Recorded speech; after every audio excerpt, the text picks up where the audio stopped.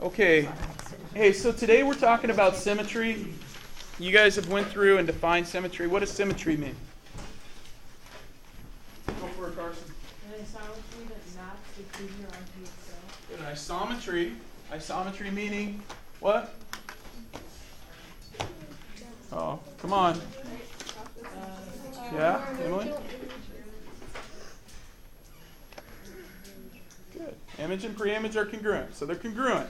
So it's an isometry that maps a figure onto itself. Okay? If it does, then it's symmetrical. Okay.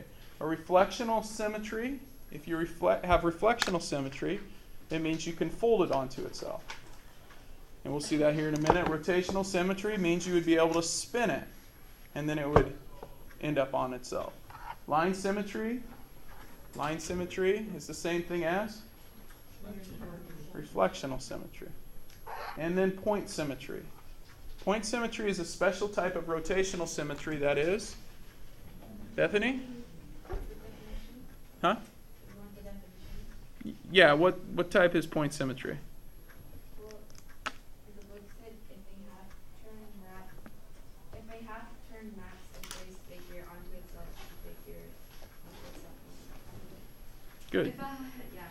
No, if it's a half turn is how many degrees? 180. Good. So if it has rotational symmetry of 180 degrees, then that's called point symmetry. So rotational symmetry, or point symmetry, is a special rotational symmetry. Line symmetry is another way of saying reflectional symmetry. Okay? We use those terms interchangeably. Okay? Any questions there? Let's check out some of these then. Okay? So this was example 2. You guys kind of checked it out. We have our cup. Our cup has a top view. You can see the symmetry right down this line here. It has line or, what is that? Reflectional. It reflects across that line.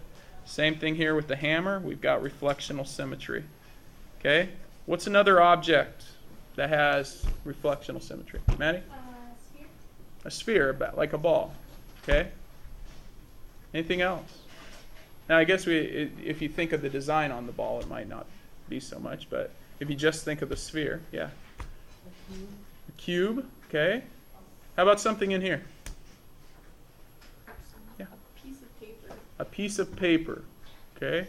A folder. A folder, yeah. The lights. The lights have reflectional symmetry. Good. Bethany? The whiteboard. The whiteboard has reflectional symmetry. And we're not talking about when there's something on it, but yeah, for sure. Okay? How about this? Well, let's take a look at our example 3. Which figures have rotational symmetry? Well, they talk about this one having rotational symmetry. If you look at it, you think this has a 120 degrees when we draw its radius. Whenever you have a point in the middle and you draw it out to the vertice of a regular figure, that's called a radius, even though this isn't a circle. This is a radius. And if that's 360 degrees in a circle, each one of these is 120. So this, to make point A end up at point B, we'd have to rotate it 120 degrees. And that's what they're showing here. Okay, from B to go to C is 120. So this has rotational symmetry of 120. Does it have point symmetry? If I rotate it 180, will it lie upon itself again? Will the angles match up? No. So no point symmetry. 120 doesn't go into 180. Okay? This one doesn't have point symmetry. Okay, you'd have to rotate it. In order for it to line up on itself, you'd have to rotate it completely 360 degrees, right? You'd have to rotate it all the way around for A to line up with A again, and B to line up with B, and C to line up with C. This one, if we called this A, all right, and we called this B, for A to line up to where B is, and for B to line up where A is, we'd have to rotate it 180. So this has rotational, but it also has point symmetry. Okay. Any questions up there? Okay. If figure has rotational, must it have line symmetry? Does this one have line? No. No. And some of us would look at it and you're like, hey, well, it looks kind of the same. But if I reflect it over, point A would have to actually match up with a point A over here, and it doesn't. Okay? And same thing with this one. This one has line symmetry. C matches up with B and B to C, and A stays where it's at. Okay? And this one actually has line symmetry. Right? B to A and A to B, and C stays where it's at. Which one of these have point symmetry? Go and tell your neighbor what you got.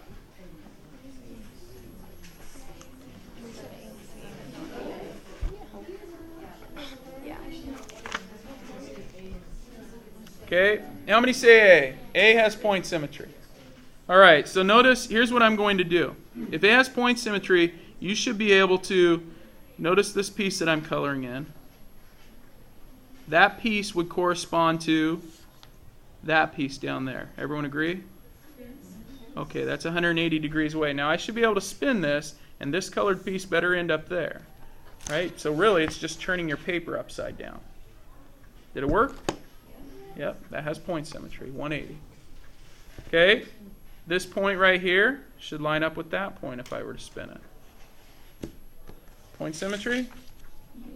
Yep, 180 degree rotation. This point should be on, right now it's on the right side of the dot. Everyone agree? Okay. They're both on the right side of the dot. That means when I spin it, they better be on the right side of the dot, correct? Does that have point symmetry?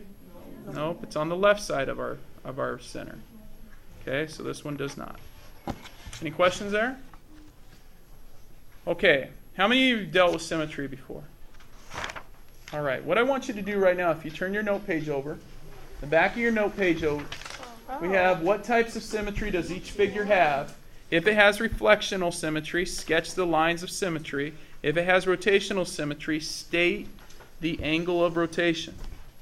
Also identify if it has point symmetry. Okay, 1 through 8, you get about 4 or 5 minutes on it. Work with your partner. Okay, let's check it out. Number 1, let's go through first and ask line symmetry.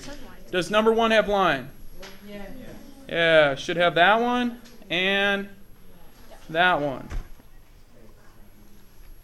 Do we have diagonal? Nope. Okay, if you're not sure, try to fold it on itself. Number 2, line there. Anywhere else? No. 3, does it have line? No. 4? Yeah, there's a bunch of lines, right? We've got that one. We've got that one. We've got that one. We've got, holy moly, we've got that one. Yeah, vertices. All right, a lot of line. Number 5, line? No. 6, line? No, almost looks like it, but it doesn't fold on itself. 7? No line on 7. This side's a little shorter than that one. How about 8? Yeah, 8, you could draw an infinite number of lines, man. I mean, it reflects everywhere, so I'm not going to keep, you just keep drawing them, right? There's an infinite number of lines. I'm not going to draw them all. Okay, let's do rotation. Number 1, rotational. Yes, what is it? So this has line, it has rotational, and it has point. Now, when we list our rotational, we want to list what degree. So rotation at 180, which automatically gives us point. Sorry, it's tough for you guys to see. Number 2, does it have rotational? No, just line. Number 3, does it have rotational? Yes. Yeah, and what you do is you just count up how many congruent parts. How many? 4. So it's 360 divided by 4, or 90 degree rotational. So this has rotational at 90 degrees. That's all you need to put. You don't have to say 90, 180, 270. You just say up to 180. So all we do is say 90 because 90 goes into 180. And then that automatically means we have we have point because 90 goes into 180. So, okay, so both of those. Questions on that? All right, number 4, rotational? Yes. Yeah. How many congruent parts? 6. Each of these vertices. Okay, so 360 divided by 6 is 60 there. So 60-degree rotational. Every 60 degrees. Which means, does 60 go into 180? Yes, that means it has point as well.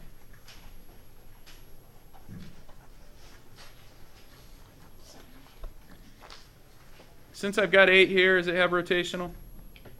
Yes. Yeah, and it's going to have an infinite, so we're just going to put rotational, and that automatically means it's going to have point symmetry. A circle is kind of unique like that. 7, rotational? Nope. 8 or 6, rotational? Says none.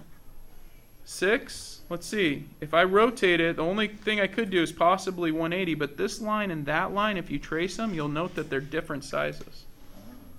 Yeah. It's kind of tough unless you trace them, so this is none. Rotational?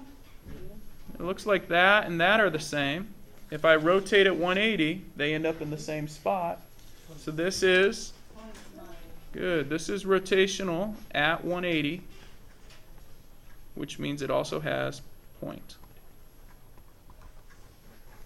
Okay, everyone rate themselves 1 to 5. Have you got it? Okay. All right.